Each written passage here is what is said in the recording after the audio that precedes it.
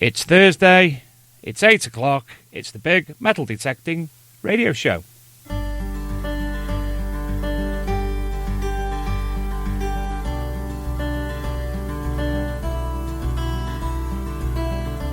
Welcome to the Big Metal Detecting Podcast.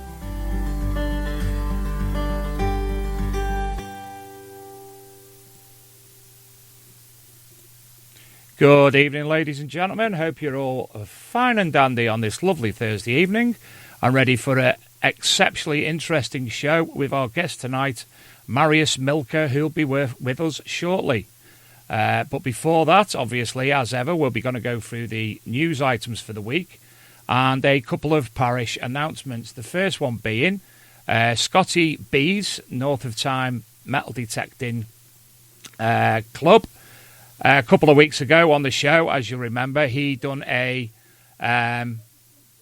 draw for a prize on the show. Unfortunately, the winner of the prize didn't come forward, so Scotty has asked me to run the show again. So via the North of Tyne Metal Detecting Facebook page, Scotty will be dealing with that this evening, and he'll be letting me know the winner of that competition.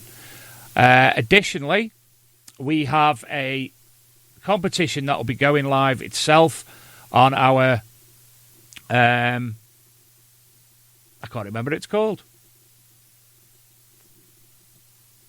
Facebook page. There we go. The Big Metal Detecting Radio Show Facebook page. That'll be going live tomorrow. And that competition is for Graham Dempsey. Now, Graham's appearing in 2 weeks' time. He is the gentleman who has designed and invented the composite products for cleaning and the wax product for, the cleaning and the preservation of relics and coins, etc. So that competition will be going live with all the details of how to win. One of each on the show in 2 weeks. That'll be going live on the Big Metal Detecting Radio Show page on Facebook tomorrow. And hey, now I'm finally in a position where I could do the news because I forgot what I was doing, but here we go. So first up tonight, and I hope we've got these in the right order, myself and Luke. The first one is about the Mildenhall Treasure, which I'll play a track from the legendary 10 Seconds, who we had on a couple of months ago, one of their songs which was concerning the Mildenhall Treasure. The British Museum has had to step in a row over the Roman hoard. Basically, the hoard was found at West Row in Suffolk, but it was named Mildenhall Treasure after the village's parish. And now campaigners from West Row want the British Museum to rename the finds. Bit of an argument going on there. Second up this evening, a lovely story on BBC News about the Rampside Roman coin hoard, which could show a new unknown settlement. So the hoard of Roman coins could be evidence of a previously unknown settlement, historians have claimed. 21 coins were discovered by a detectorist on farmland at Rampside near Barrow in Cumbria last year. Although the Romans were known to sail the coastline, it was not known that they actually settled on the Furness Peninsula. Sabine Skay from the Dock Museum in Barrow said a wealthy Roman must have been living here to bury them coins. It's quite exciting. The coins dated from AD 70 to AD 171 and cover the reigns of Emperors Vespasian, Hadrian and Marcus Aurelius. Sutton Hoo. An exhibition unites the greatest Anglo-Saxon digs. Finds from two of the greatest Anglo-Saxon excavations in the UK are being brought together for an exhibition.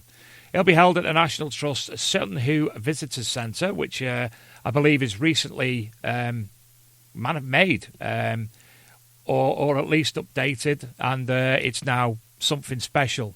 This is near the burial mound in Suffolk, said to belong at King Raedwald. Basically, the exhibition is going to bring together both the Sutton Hoo treasures as well as that from the Staffordshire hoard. So this is coming together very soon. And if you look on the BBC website, for the Sutton Hoo exhibition, which unites the greatest Anglo-Saxon digs, you will see some fantastic imagery of the time period of the finds. Next up, over in the US of A, in Wabasso Beach, a modern-day treasure hunter uncovered quite a score on an Indian River County beach last week. Jonah Martinez, who's been combing for buried treasures for 24 years, discovered nearly 24 silver coins from a 300-year-old sunken ship. When you pick up anything from these wrecks, you know you're in the right place at the right time. Martinez and a group of friends were using metal detectors to scan Wabasso Beach last Friday night when he suddenly got a hit.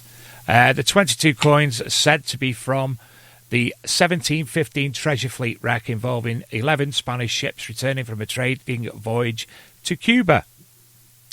So a beautiful story from over in the US of A. Finally, in the news this week, treasure finds important to Shropshire's story.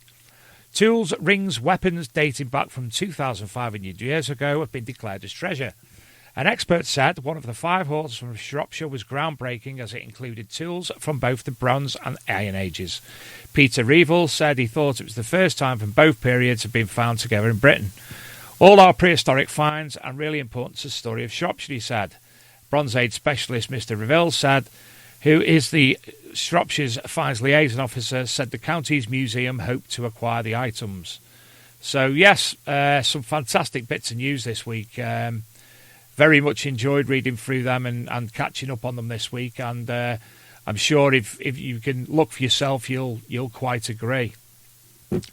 2 other items. Firstly, the Archaeology and Metal Detecting magazine, which is www.archmdmag.com, has a new page, something we've been trying to do for quite a while, but because of everything else that we've been doing at the same time, we've only just got round to actually publishing it, and that is an educational page, which hopefully will assist those in the learning and schools, etc., with links to not only the likes of York Archaeological Trust, which has got a fantastic thing for younger archaeologists, but also archaeological kids.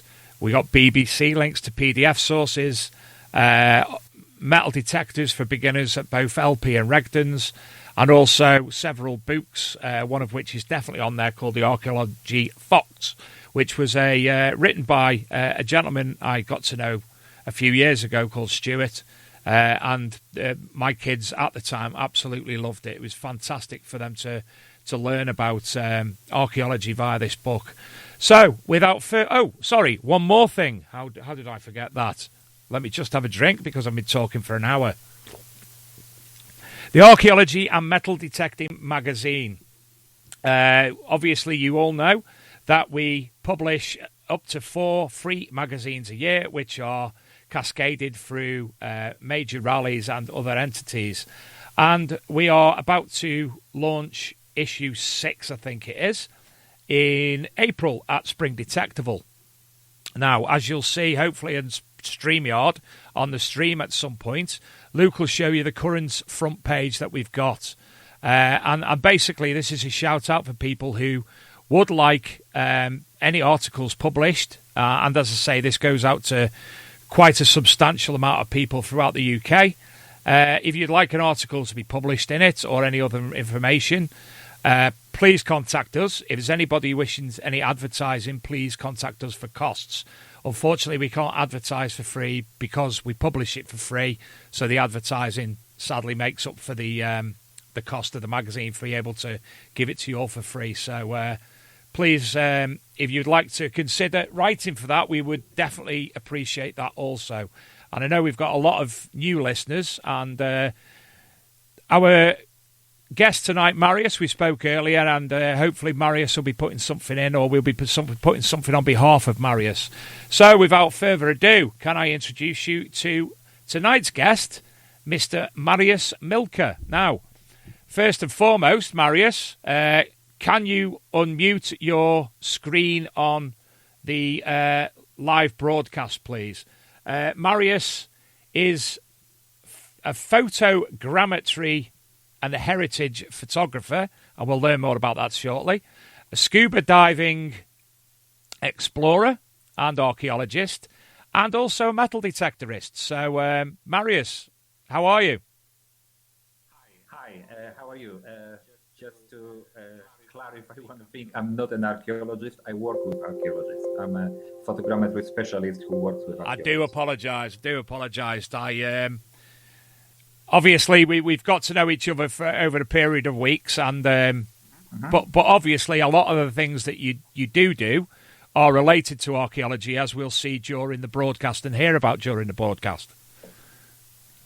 Yes, I do work with archaeologists, especially underwater archaeologists. The main one I work with is Tea Katunaric from the University of Split in Croatia. And I hope she's watching me later. So, can you give us a brief introduction about yourself and tell us about your background and how you've got into the line of work that you're in? Okay, my background is actually education. Most of my life, I studied courses related to education, from adult education to outdoor education. And at some point, I became a diving instructor, and I've been traveling the world, diving all around the world, exploring all around the world, and teaching other people to dive, to explore, especially wrecks and other interesting things underwater. But with photogrammetry, it all started from dinosaurs. Because a few years ago, I decided to do a course in dinosaurs offered online by University of Alberta in Canada. And it was a very interesting course, and I've learned a lot. It was run by passionate people who know everything about dinosaurs. And, halfway through the course, there were some interactive parts of it. And so some kind of dinosaur skeletons, skulls, and they were in 3D, and then got me interested. How did they do it? Did they scan it somehow? How did they do it? And later on, they started to show some kind of excavation sites, and they looked like photographs, but they were in 3D. You could rotate them, and this got me interested in, I wasn't then thinking about dinosaurs anymore, but I was still thinking, how did they do it? And I started researching how to do it. And then I started experimenting myself. I've learned what software I needed to use, what cameras I needed to use. It took me a few years, but now I'm one of few people who can actually do photogrammetry underwater. This means scan objects in 3D. And I like it. And everywhere I go, I try to scan something. Well, from the imagery that you've been sent. Well, originally I actually found one of your images shared on another Facebook location, and shared it to the Archaeology and Metal Detecting magazine for readers to see, because personally I was fascinated, and you noticed that I'd put it up, and you contacted with me, and that's where we were communicating, and you've obviously shared other links to me. So you've been in a lot of places. Obviously, you're Polish, so I presume you've done work in Poland. Where else have you worked? Well, I've been I spent 10 years in the UK, so I'm also British right now. But then I left and I went to Thailand, Malta, Caribbean, Bahamas, Cyprus, and now I'm in Croatia. Wow, that's some beautiful and. I take it every area that you've been to, every different location, the surroundings under the sea are totally different. Yes, tropical countries have different surroundings. Europe has its specific waterscapes, you can say, but also specific places. Like when you go to Gozo, the smaller Maltese island, you can see plenty of caverns, caves, some kind of geological structures. If you go to Cyprus, there is more sand, for example, but they have a few wrecks, and they have some ancient artifacts lying on the bottom. When you go to Croatia, you have more marine life, and again some ancient artifacts in between, also some wrecks.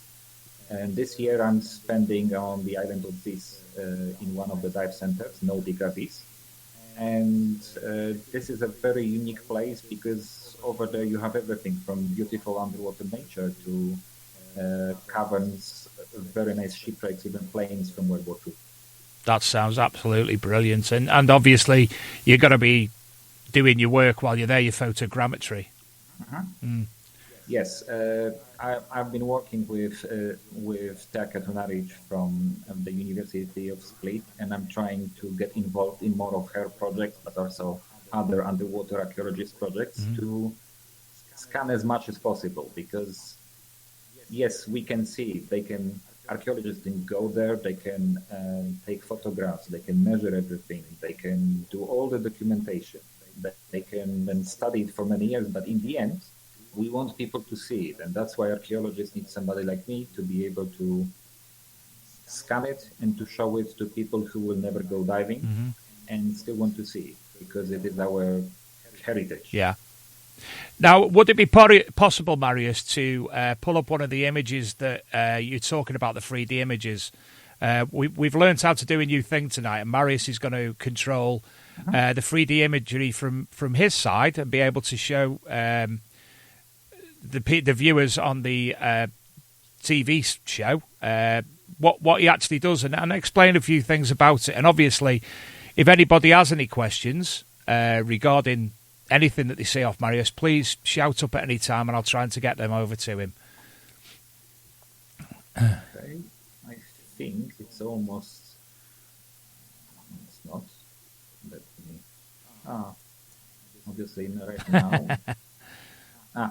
Okay, now. So we just have to... am I sharing anything now? Not at the moment, no. I think so. Yes, yep, here we go. So I am sharing something. Can you just describe to us exactly what we're seeing for the listeners' reasons and obviously for the viewers as well? This is an ancient shipwreck. This is what it looks like. It's in Croatia.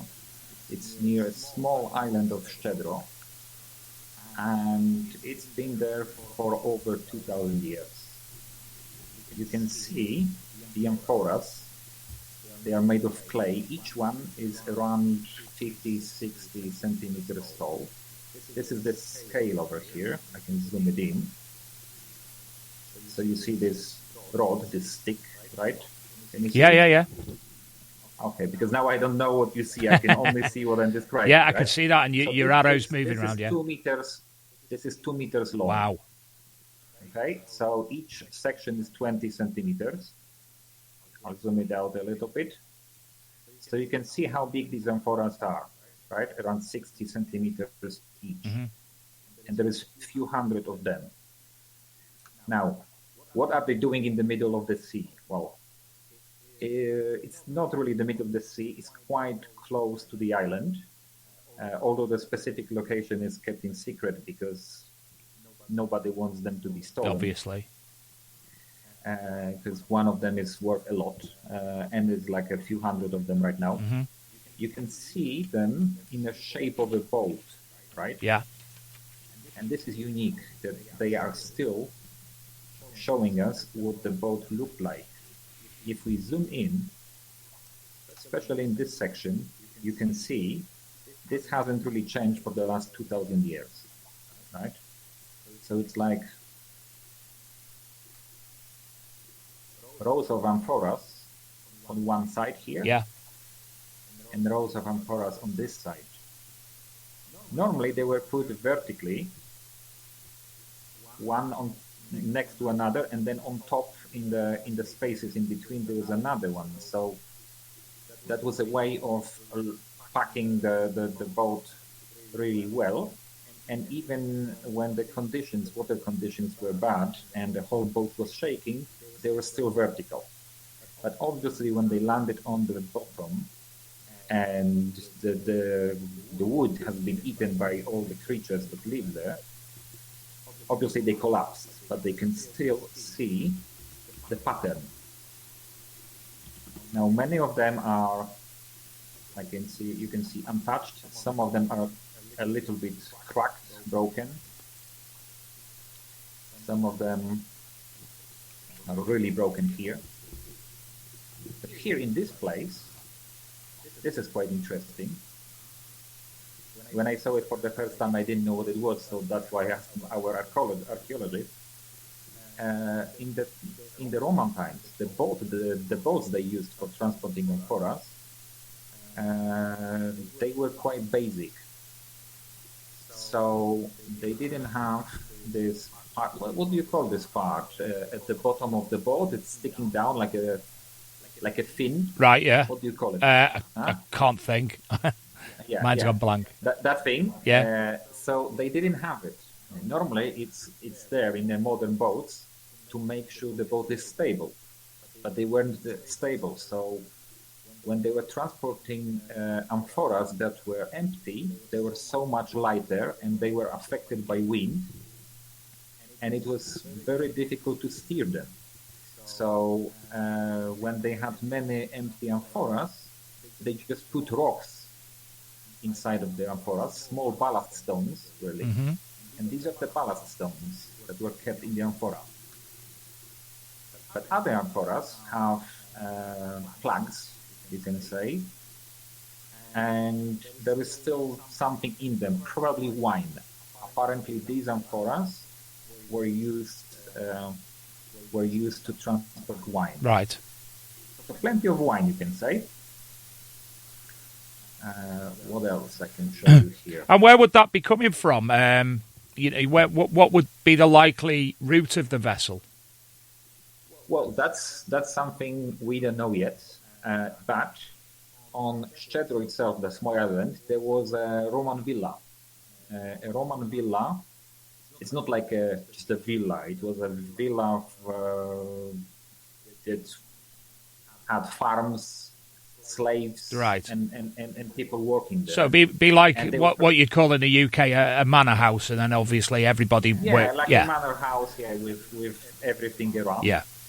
And I also have a photogrammetry of this villa. I can show it later. So probably they had some kind of exchange with this island, but perhaps this boat just was sailing next to the island when it sank. Yeah. We don't know that. I'm glad you asked, because these days when you go to a supermarket and buy a bottle of Coke or something, you have a label on it. Yeah. On the label it says where it was manufactured. Yeah. Now on amphoras, somewhere on the rim, they have a special stamp. Now we will be looking for these stamps at the end of the year, because we are going back there to explore more, and we'll be trying to find as many stamps and amphoras as possible to see if they had one point of origin or many points of origin. Ah, I see. That way we will know, because there are special databases. Yeah. One of the best one, as far as I know, is created by the University of Southampton, that has shapes of the amphora. Right. The shape is unique, so we can recognize each century the amphora is from by the shape of it, and then using the stamp from catalogs of known stamps from different parts of the ancient world, we can discover where the ship was going or where it was coming from. I'm with you. Now, they'd obviously, the amphoras themselves would be sealed, and there'll be no, that'll be well gone. 2,000 years is a long time in the sea. But will there be any substance within the amphoras that would be able to be tested to discover if there was anything else other than wine in them?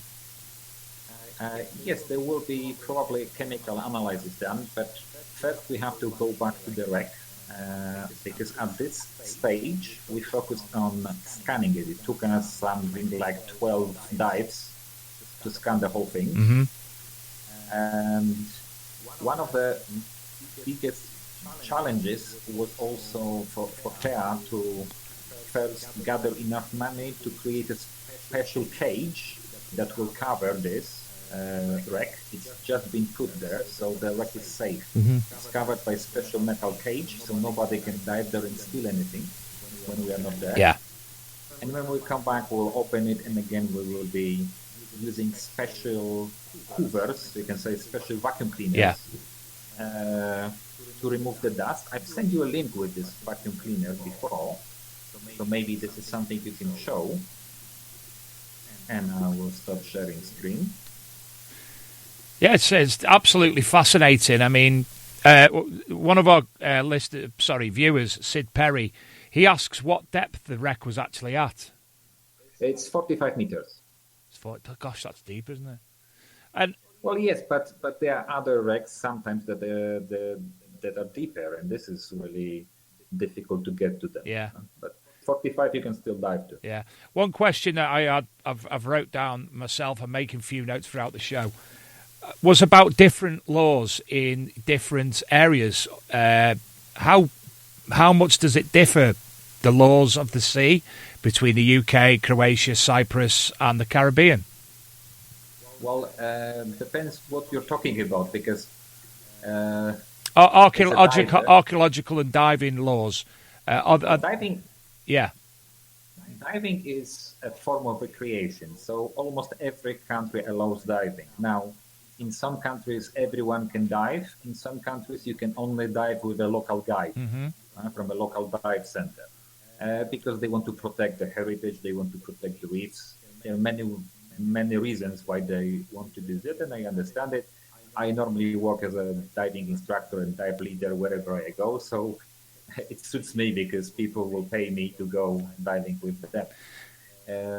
When it's about archaeology, to be honest, I don't really know, because at the moment I'm really focused on Croatian archaeology, and I work with archaeologists, so they all do they all do everything legally. They deal with every permit everything they need to do. All I have to do is to scan it, and this is it. But one of the biggest problems is people looting this heritage from in different parts of the world. Treasure hunters who just want to take it for themselves, not to put it in the museum. And this is important to understand, that this is, even if you find something like that, this is not yours. This belongs to every single one of us. So it should be somewhere in the museum. But in this case, it will not be in the museum. It will stay there. But there is a plan that in a few years, it might be open for recreational divers. Obviously, they will have to be led by a specially trained guide, perhaps an underwater archaeologist to show them. But the plan is to open it in the future, if possible. We're currently viewing a video, and I presume it's of the same site? Yes, this is a video made by our friend Wojciech Jeznak from Poland, an excellent underwater filmmaker. And he went there only to actually film this wreck, and you can see all the marine life on it. And this is another discovery that after 2,000 years, these are not just broken amphoras. They are full of life, and there is plenty of interesting life on it. There are plenty of creatures. So when you just go there, you enjoy it. It's like diving on the reef. It's a fantastic video. Personally, I've never scuba dived. There's places in the UK that I'd love to see. Certain wrecks that I know of. One particular in Anglesey. It's something I've never done. I've never been in the position where I've been able to try it. And it's so you are now in the position. You can visit me in Greece, and we can teach you. I can teach you. Absolutely, no, it's something you from zero to hero. No problem. It's something that you said to me when we discussed this a couple of weeks ago. Is that you would actually, hopefully, get more people interested in scuba diving from the show tonight. And just looking at that, it's fantastic. Can I ask, when it comes to the photogrammetry, how many images do you have to have? Special equipment, obviously, and how many images do you have to take? How long did it take you to create that 3D imagery? Now, it's good to have a good camera, but the model you've just seen, it was done with 2 GoPros, right? 2 people were scanning at the same time, and we took over 2,000 photographs. Wow! With GoPros during a 25-minute long dive, and that's the results of this scan. You obviously have to use special software to process it later. It takes sometimes weeks to get the effect you want. So this was done only during one dive that was 25 minutes long. Now, 2 months later, we did a series of dives, like 13 dives, 12 dives, I don't remember, when we took a little bit better cameras, compact cameras with external lights. And I'm still working on that model. It's almost ready. It's like 10 times more detailed. And you can see most of the fish, crabs, and the marine life that was standing still while we were taking photographs. So that's the detail you can get. And when it's available, I'm sure I'll send you a link so you can share it with everyone. Oh, I'm very much looking forward to that. And it had a lot of good feedback as well by the magazine. It had a hell of a lot of people actually view the 3D imagery that I put on. So hopefully, you know, that'll work for yourself. Now, you've actually got a Facebook group which you put all this information on for people to see themselves. Facebook group. I have a Facebook page, yes. Yeah. Yeah, but we have groups, people who deal with photogrammetry, especially underwater photogrammetry. We have some groups on Facebook. Yeah. But there are not many of us because it is so much more difficult than photogrammetry on land or using a drone. Yeah. But what's your actual Facebook page called? So viewers and listeners can obviously... I think you can share it. My page is just my name, really. Mariusz Milka, Photogrammetry for Science, Heritage and Business. Yeah, and I'm on it at the moment. The image at the start of the page is another one of my favourites that I've seen, and it's of a boat or a ship. The main photograph on that page, and it's an absolute. I can show it here if you want. I'd love you to do that. It'd be fantastic. It's stunning. I just open the file. It's P-31 patrol boat from Malta. Right. So I'll just load it and find it. So yes, this one I scanned a few years ago. That took me like 2-3 dives to scan. Right. And what era ship?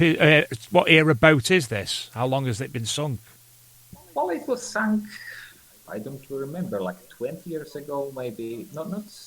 Oh, not old. Not really old. It was an old military boat, right? Navy boat, and they didn't need it anymore. And somebody said, "Let's sink it for divers, for the Marines." And I see it. So divers can dive there, and it will be fun for them. And also, obviously, fish and other sea living creatures are obviously taking over it, and plants and such like as well. Mm-hmm. So it's a bit of good for everything. It brings people to the area for diving, tourism, and obviously helps with marine life. Yeah, it works for marine life, and this is very interesting when you go diving on wrecks. Apart from the wreck itself, you always find these creatures that live inside, and they adapted to living inside. And sometimes it looks funny because you have a fish sitting in a place that you wouldn't expect a fish to sit on. Yeah. They are there and they don't even know there is something wrong about it because they've always been there. Let me just quickly load the... And this is off Malta, did you say? Yeah, it is Malta, between Malta and Gozo. Right. Very close to a small island called Comino. So of all the places that you've dived, Mariusz, which is the most memorable for yourself? I don't really know. Well, Egypt, for example. Egypt is very good because you can see both wrecks and you can also see plenty of marine life, especially turtles. I love turtles, so maybe that one. Okay, I've loaded this. I'll just make sure it's working. Okay, so now I can share the screen for you.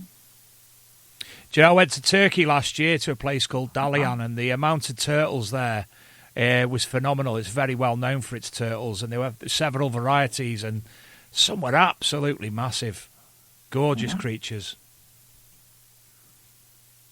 So wait for the time you go diving with me, so you'll see more interesting pictures.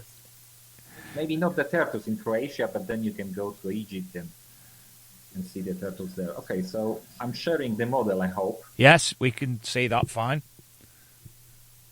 So this is a nice model, and unfortunately it was too dark inside to scan it. I didn't have enough light, so I only scanned it from the outside.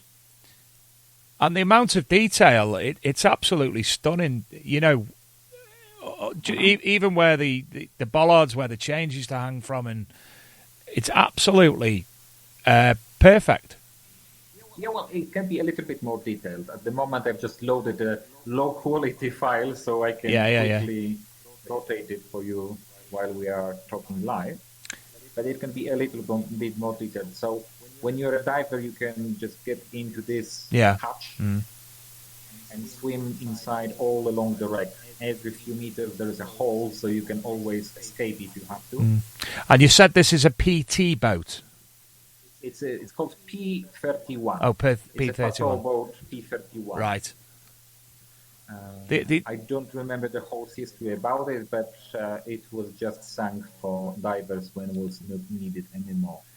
The detail is just absolutely. You can see the barnacles. You can see the growths on the ship. The ladder, the steps are perfect. I mean, there's even a doorway I can see where you're hovering over now, and you can actually see through to the other side. Well, brilliant. In this place, you can actually swim through it. Yeah. Let's swim through it. And you are on the other side, so this is how it works, right? Adrian Gaylor asks, how long did it actually take you to do this imagery? Well, I scanned it during 2 dives, and I had most of it, but then part of it, this part in here, was missing. So I had to go on another dive and scan it again. The biggest problem there was every time I was there to scan it, it was quite busy because there were many local diving schools bringing their divers to the same wreck. And I ended up removing plenty of photographs because there were divers on them. There was always somebody in front of the camera. And that's why I had to go for the third time to just take photographs of the parts I didn't have from the first 2 scans. And was this using a GoPro again? Yes, this one was shot with a GoPro. As you can see, not a big problem. So GoPros are quite good for this. Yeah. If you know how to do it, because it's not that simple that you go there, take photographs, put it in the software, and it does it automatically. Yeah. If it was so simple, everyone would have done it, right? It's not about reading the instruction. It's more like a form of art, and it requires plenty of patience, trial and error, and learning from others as well.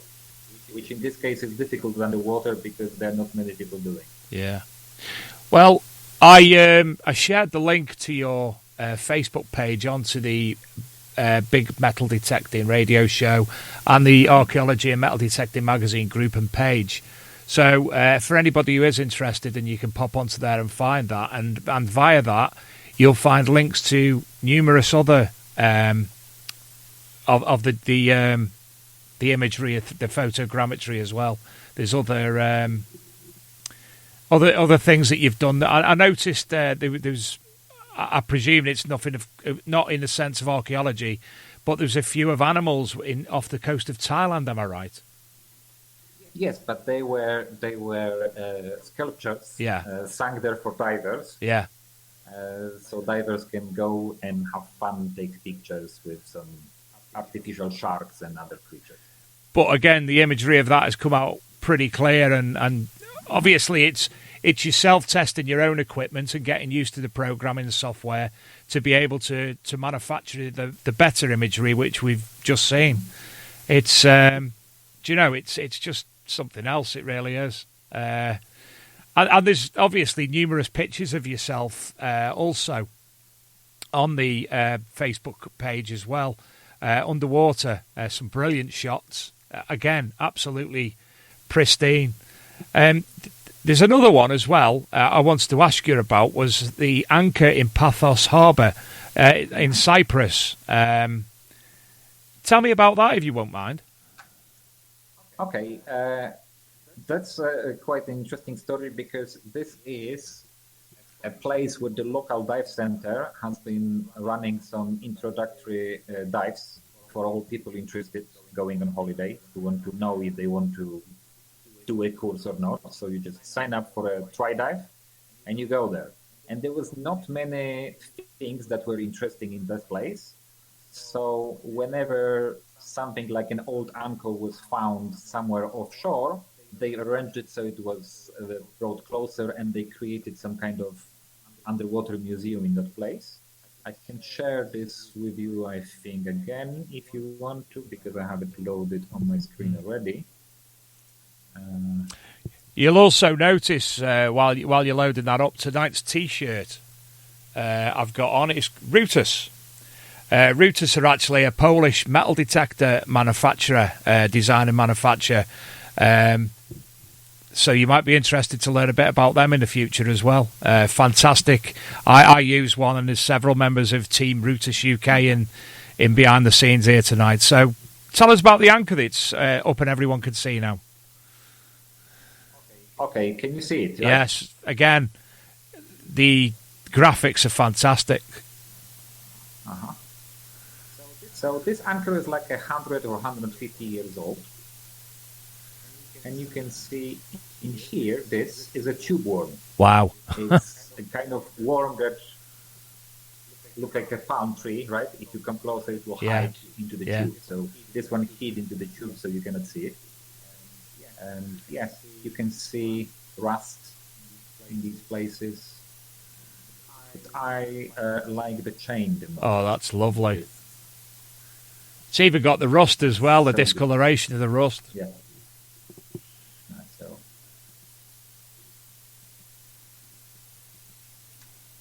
okay, maybe there are some questions from the viewers. Yeah, anybody... I don't want to be talking all the time.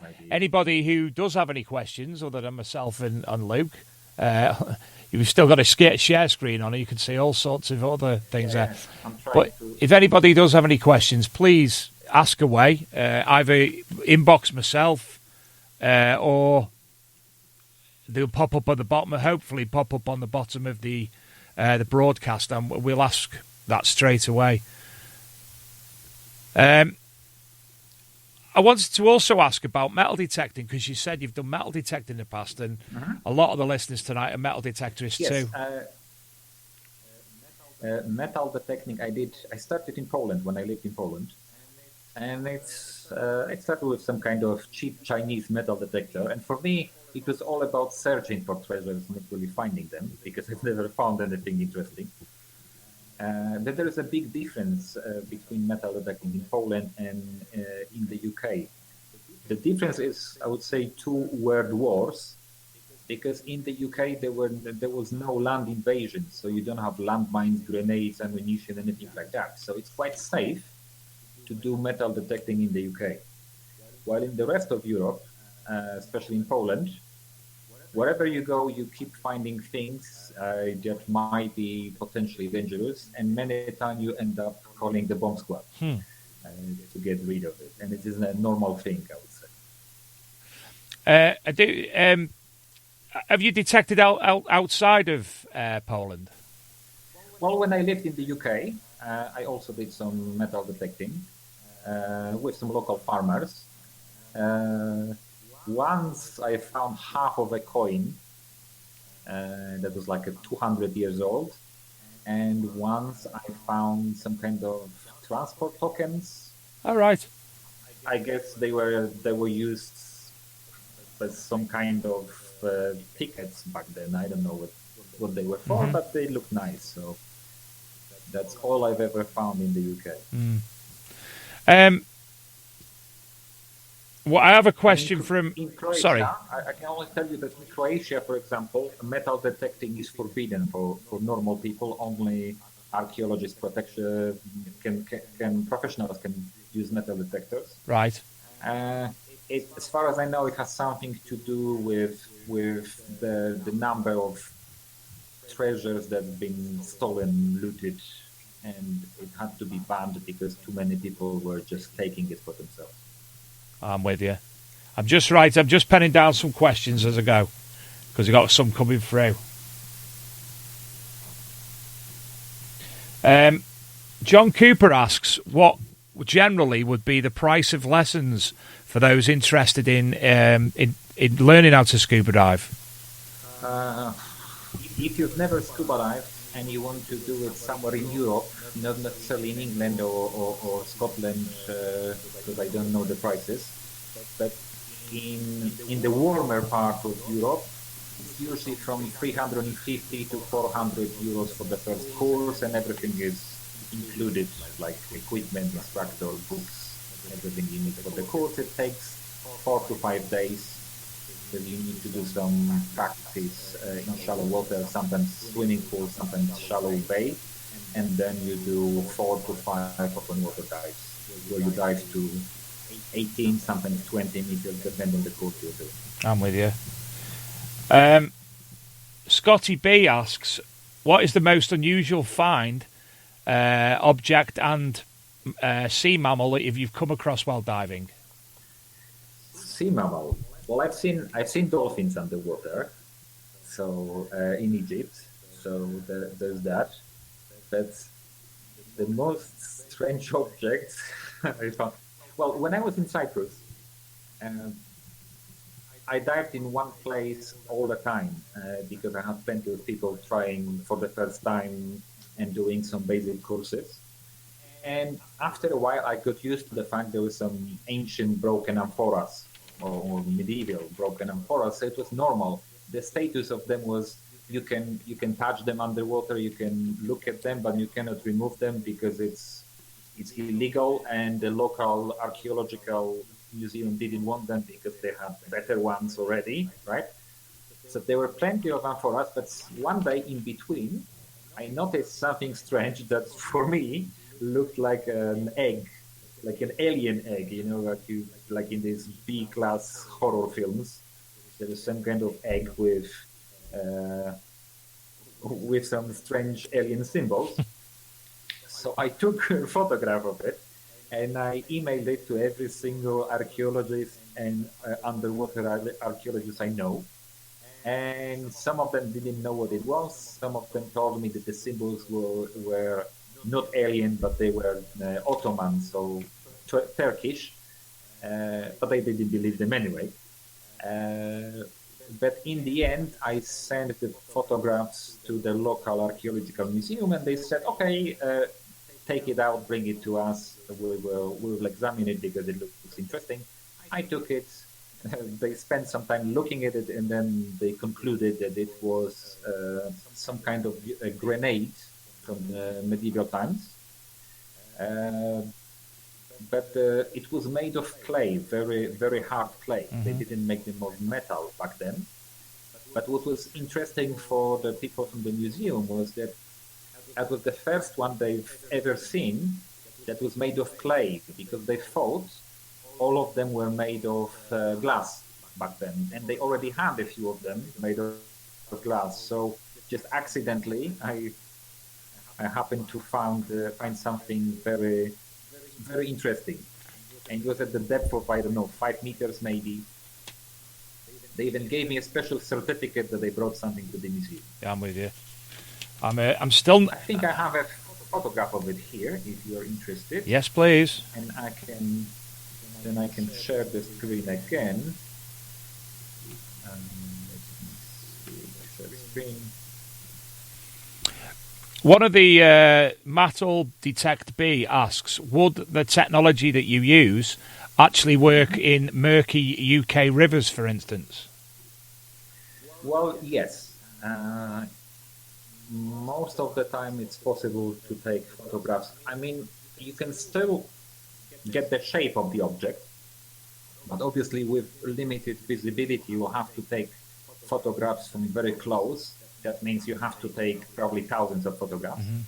But if the water is very murky,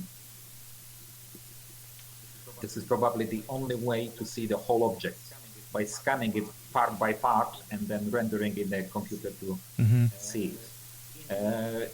In the end, it wouldn't be like photo quality because each photograph would have probably plenty of dust, so you see the dust, this dust on top of the photograph. You would see it it would affect the quality, but you would still see it well. Okay, so this is my alien egg. Can you see it? Not yet. I think I'm sharing something. Am I not? Okay. Okay, now I'm. So this is the egg. Unfortunately, it was a Turkish grenade. Oh yeah.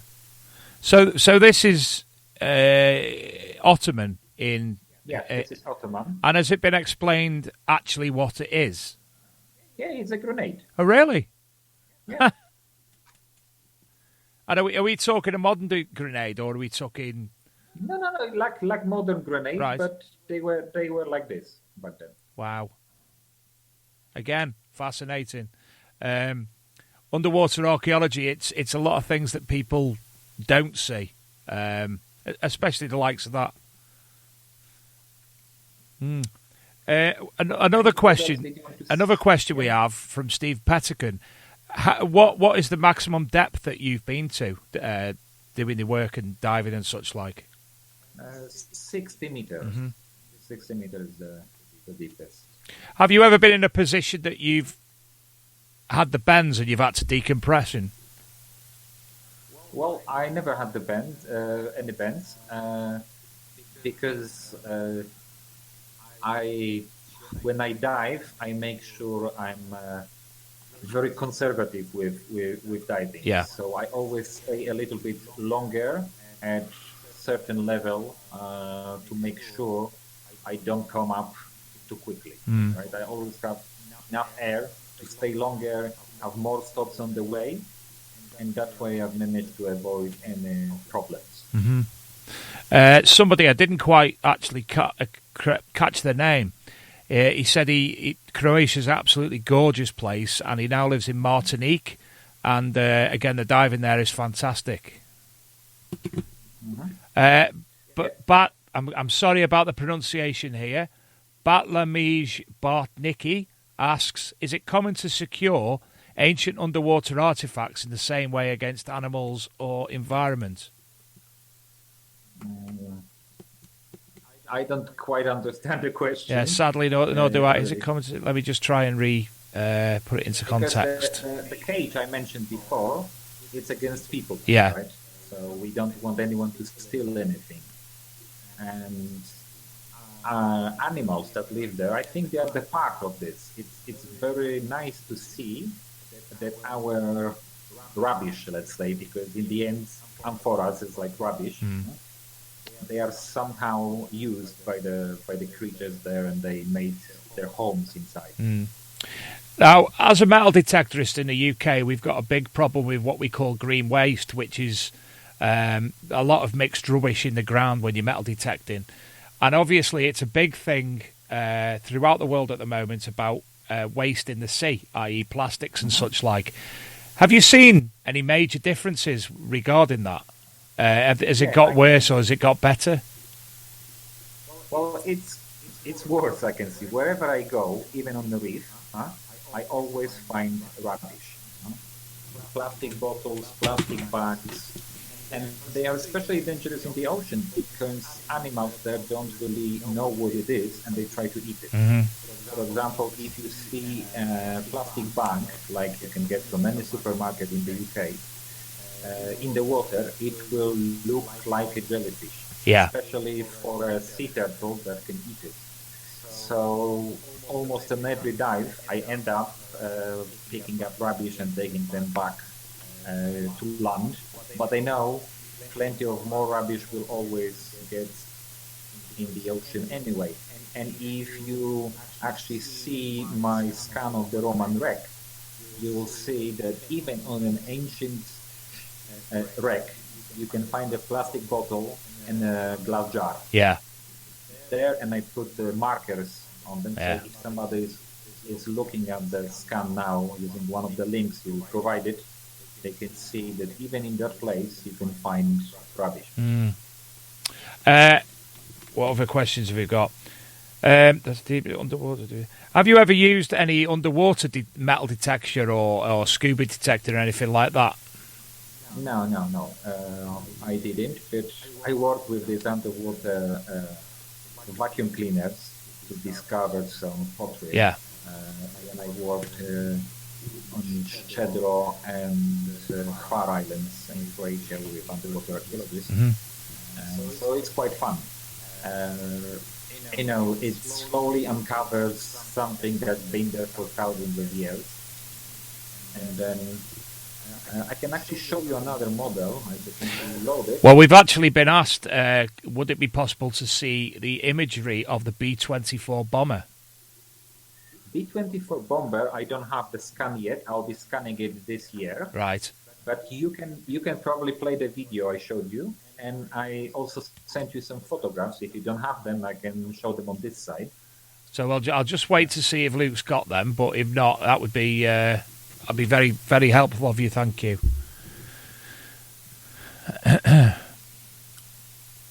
I'll be green screens going all pixelated behind me as well. That'll be the Subutio cloth that I've had to attach to it because I was missing a bit tonight. We've got something coming on now. And this is the video.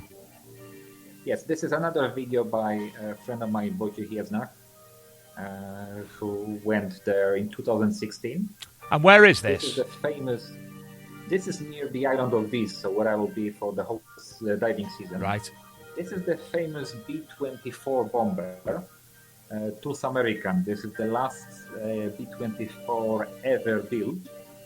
As far as I know, it was built of the parts that's left in the factory, and when they needed to make a few more parts, somebody just paid for them. Some families of people working there, some kind of fundraising was organized so they could finish this last bomber and send it to war.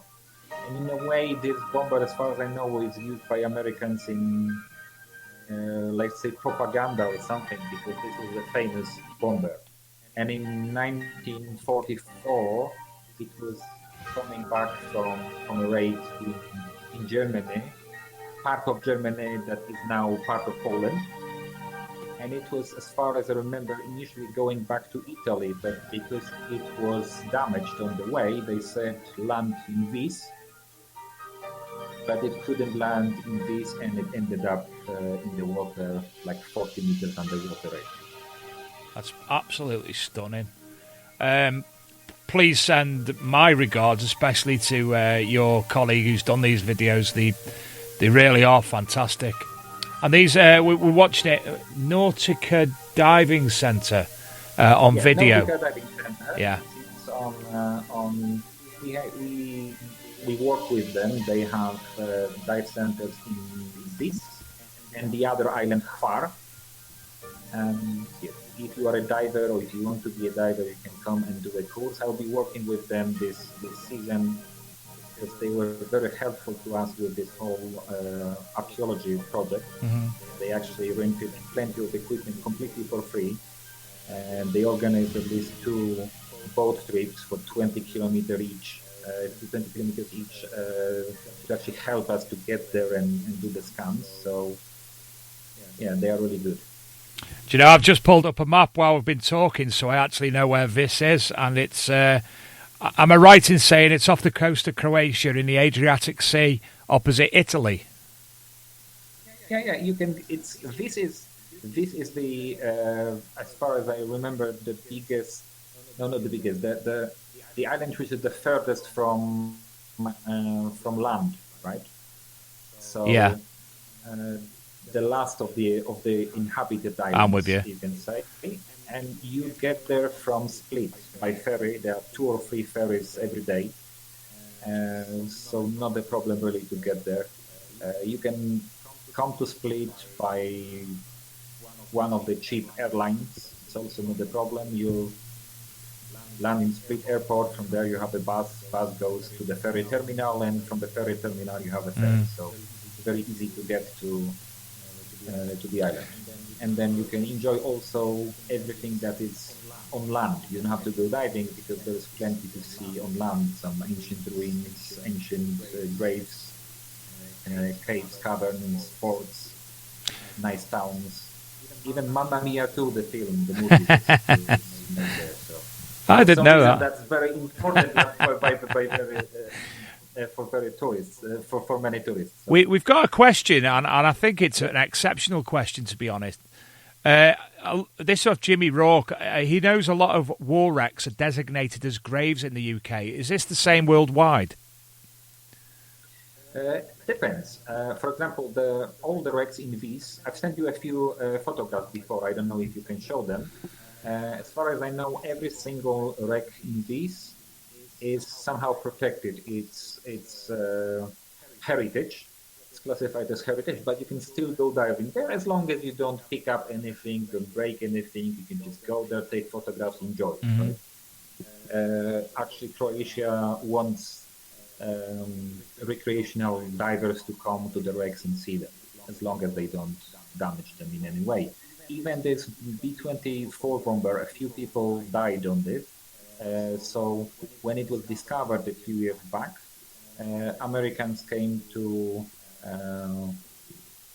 pick up some bones of the pilots and crew members, and then it was left open for everyone who wanted to enjoy. Oh, this is Evelina on the screen. I can see. Right. This is Evelina, marine biologist, who is working with me and taking nice pictures of the creatures that live on the shipwreck. And you can see for us also Evelina. She has a nice hood. She's a professional. And that's me taking photographs of the wreck. And that's also me.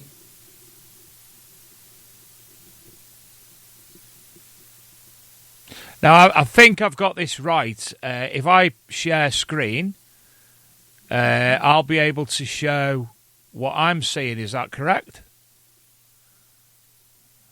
Well, yes. So, if I go to photos... But when you press the button, I don't know, I've never used it before, but if I press share screen button, I have to choose which window I'm sharing with. Right, so I think, can we see any images that I've got up at the moment? Yeah, I can see one of the wrecks. Marvellous. As you can see, it's beautiful. So I'm just trying it from my end as opposed to, obviously... Oh, that's stunning. That's absolutely fantastic. And, we have wrecks that are at 10, 20 meters, so they are accessible for beginner divers. We have wrecks that are accessible for advanced divers, so down to 30 meters. And for deep divers to 40 meters as well. Yeah. If somebody wants to go beyond that, if they do special courses, they can go like me to 60 meters or deeper, and even go to wrecks that we have at 70, 80 meters. Yeah. So I think I don't know if I'm actually doing this right. Let me just go back and see. If you want, I can share a few photographs from here. So no problem. Is this image that I should be showing now? It's art. It's something that I'd have on my wall. It's absolutely stunning. The way the water ripples above. Mm-hmm. And this is normal for people who dive in caverns and caves. This is what it looks like. In some places, you can actually surface in a cave, which cannot be accessed in any other way. So you have to go underwater for a longer distance to be able to get into the cave, for example. I've been in caves like that. There are few of them in Europe and all around the world. Yeah. But around these, you can see these. These are great. So again, I've pulled up another one. Tell us about this wreck. Okay, which one is it? I'll just double check if it is Teti. I think this is Teti. Yeah, I don't know all the history about all the wrecks yet, right? Yeah. I'll know more when I start scanning them. But this is one of the wrecks that is very shallow, you can say. It starts from 10 meters, I think. So really beginner divers, even divers that are learning how to dive, can go and dive around it. Yeah. It's not a problem. The two people on the photograph, are they the like powered propellers that they use in there to get them there quicker? Yeah, they have VPVs. These are, like we can say, civilian torpedoes. We have to remove the warhead, but well, at least we put some batteries, and now it runs for a longer time, and you can reuse it. So no problem. Yeah. You can do a course how to use it in a day, I think, or 2. Yeah, some absolutely but it's fast. not mandatory to use them. You can just dive, right, without it. But if you want to go along a wreck, then and you want to explore a little bit more, then you can always hold on to a torpedo and just go. I'm fascinated. I've downloaded the images now. As I said to you earlier today, I was in work, not able to download them to the computer and whatnot, and it's the first time I've been able to see them properly. I'm going to spend a lot of time going through them tomorrow. I think it's kudos to you, Mariusz. Absolutely fantastic. These photographs are from Nautica Viz. Most of them were taken by our friend Piotr Stulz, who manages the center, and he said just show them, no problem at all, right? And so yeah, I'm showing you the best things we have on this, because I would really like people to just go there and see it. Yeah. Especially underwater. Do you know? I think it's probably Croatia. It's I don't know much about Croatia. The most I know about is Scuba, the old football player. They play in red and white. You know, that's about my most I know about Croatia. It's one of them areas I've not looked into, but historically, it must be fascinating. There must be so much going on there.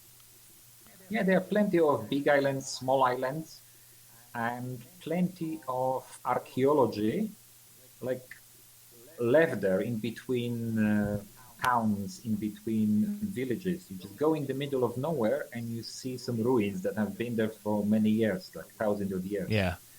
And you can explore them, you can take pictures. It's just amazing. All the roads, some kind of old graves, buildings. It's all Roman Greek times, so it's really fascinating. It certainly is. It's the climate, you know. Sorry? The climate, the weather, it's just, and the views around. You can see. It reminds me in many ways Scotland, but with better weather. You have mountains that stick out of the sea. Yeah. Well, anyway, Mariusz, tonight has been absolutely eye-opening for myself. Certainly, if I go on holiday sooner rather than later, I'm definitely going to try scuba diving, if just for the opportunity. I've done submarine trips around. Where was it? Gran Canaria, looking at the submarines and such like there. But I think seeing it and being able to touch it would be an experience that shouldn't be missed, really. So I'll have come visit Viz. Have to come to Viz. Let's say May and October, and then we can go live. I certainly love to do that. It's definitely going on my bucket list. So anyway, Mariusz, thank you so much for coming on the show tonight. It's been an absolute pleasure to speak to you, to learn more about photogrammetry, to see your scuba diving images, to see the 3D images. And as I say to people who do want to learn more about his work, and obviously he's going to be putting a lot more on, so be able to follow his work, you'll be able to find the link on the Big Metal Detecting Radio Show Facebook page for Mariusz Milka, Photogrammetry for Heritage, Science and Business. And I'm sure, Mariusz, you wouldn't be Wouldn't have a problem with people communicating with you if they've got any other questions that they think of in the future or about travelling to Viz even. No problem. They can send me a message. I will be happy to respond. Fantastic. Well, as I say, that's going to be the end of the show for ourselves. I've got so many more questions I'd like to ask, but well, I can stay longer, no problem.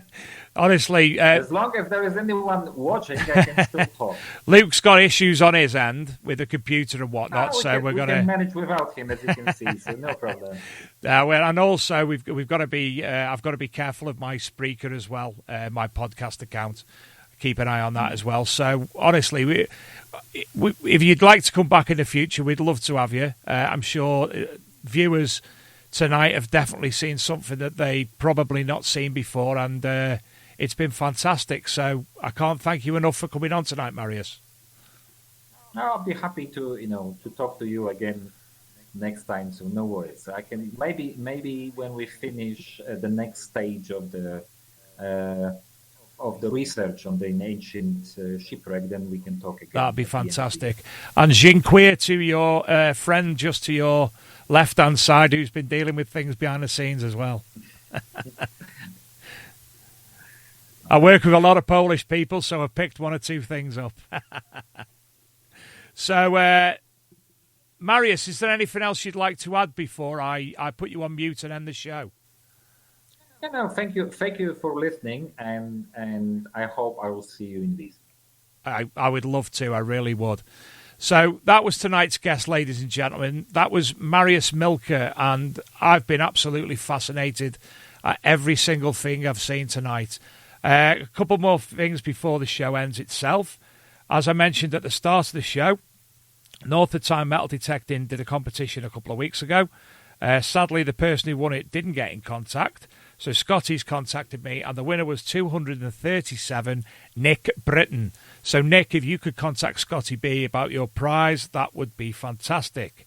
Additionally, he would like everybody to know over half the tickets have gone in 2 weeks for Detecticon. So if you are interested in going to Detecticon, please buy your ticket sooner rather than later to be guaranteed a place at Detecticon, where we will be playing, and the magazine you saw at the start of the show will be available for free. Next week, big show.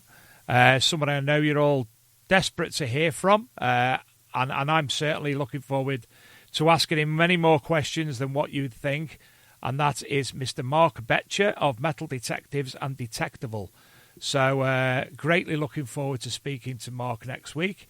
We'll keep you updated on all things metal detecting, obviously via our big metal detecting radio show page, the Archaeology and Metal Detecting Magazine group, and our hourly news reports via the Archaeology and Metal Detecting Magazine page. Please have a look on the website. We've got lots of new things going on there, with more going on soon. www.archmdmag.tv for your Netflix type history and YouTube videos.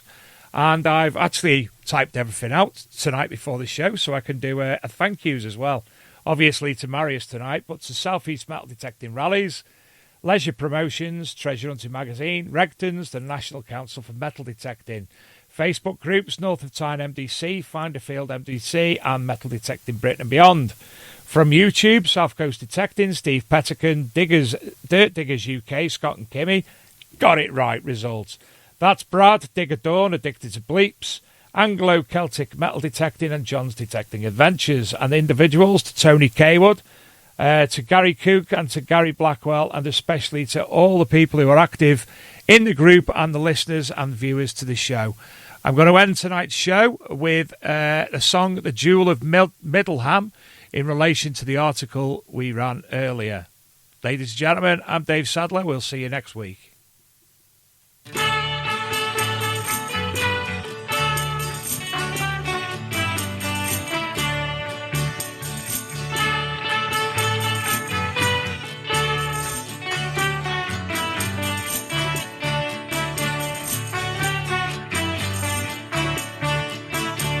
From Sherbo Abbey to Middleham, on an ancient path she did ride, and there lost her precious jewel. For her lost jewel her tears she could not hide, for her lost jewel her tears she could not hide. Where did you lose that wondrous jewel, and will it ever be found? Were you a duchess? What was your name? No one saw it lying there on the ground. No one saw it lying there on the ground.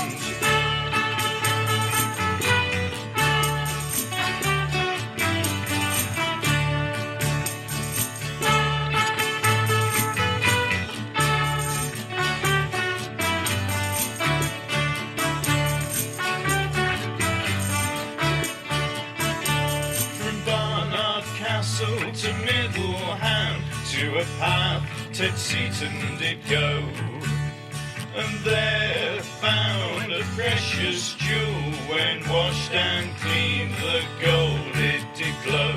When washed and cleaned, the gold it did glow.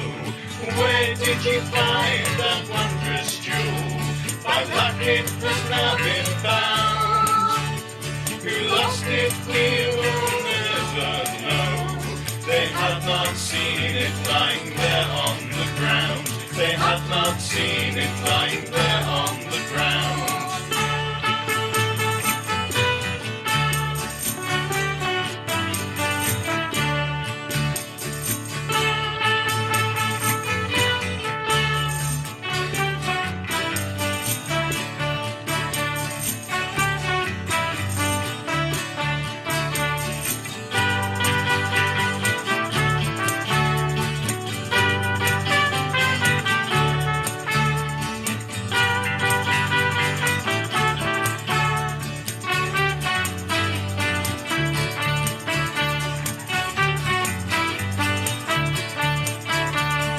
Double-sided pendant of gold, so intricately engraved, in a museum for us to see. It is now safely displayed. From Jerbo Abbey to Middleham, on an ancient path she did ride, and there lost her precious jewel. For her lost jewel her tears she could not hide. For her lost jewel her tears she could not hide.